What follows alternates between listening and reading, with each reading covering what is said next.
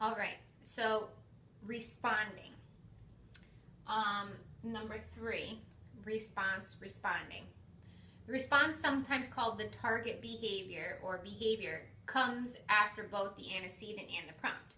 When the discrete trial procedure is written out, the behavior is defined clearly with such technological terminology, right? I'm sure you've heard that word before. We were just talking about that earlier.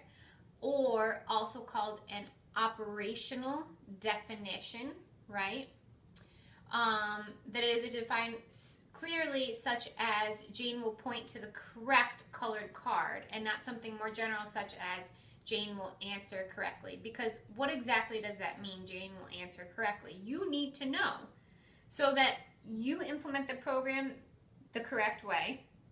You ensure that you're only reinforcing the response as written, as well as anybody else that picks up the program, that they're doing the same procedure, that there's procedural integrity in what you're doing, okay?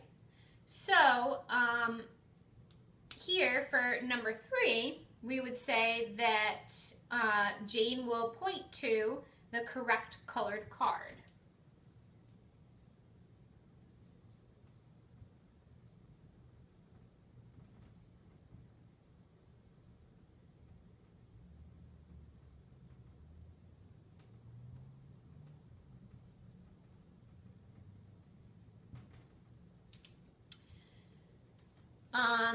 The clear definition ensures that anyone teaching the child will know precisely what the response is to be reinforced, right? The behavior is abbreviated into, or sometimes it's abbreviated into R, or behavior is that B part, right, of the ABCs. So Jane will point to the correct colored card. Depending on the program that you're running, this might even be further defined, okay? So that, for example, if it's a point, you know that the individual just doesn't point from here, but maybe the object of the program is for them to touch something, okay? Maybe you want to teach a child because they have overgeneralized getting an item. So you sit down, you do DTI, you say, show me the ball, or where's the ball, and they pick up the ball, right? But that's not the intent, because later on, that gets in the way of doing other things and running other programs, because they're always in the nature of getting the item that you're asking them to find. Whereas just pointing to it is much more beneficial and lucrative to your programming and reaching these skills, mastering them. So sometimes you might actually write in something like, Jane briefly touches the item for 1 or 2 seconds and then goes back to a neutral position. All right, so that literally it is just a touch and then release. It's not a, and you hold your hand on the item, or it's not a pointing from over here. It's literally just a brief touch and let's go. Okay, so depending on the program, this might be even more precise and definitive in its writing. All right, great.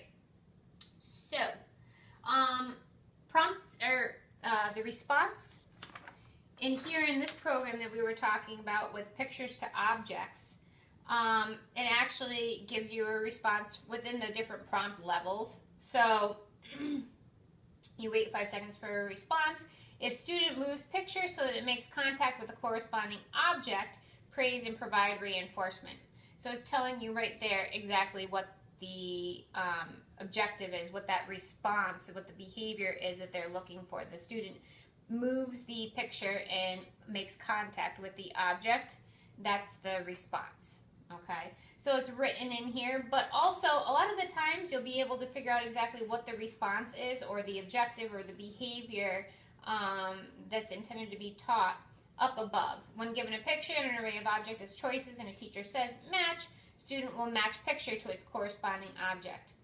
This was a little vague. This was more descriptive in here, because it further defined exactly what matching is, okay? Because this just says matching picture to its corresponding object, but down here it says it actually moves the picture so that it makes contact with the corresponding object. So make sure that you read through the teaching procedure in order to really understand what response is qualified as a correct response or an incorrect response. Okay, so that brings us to our next piece.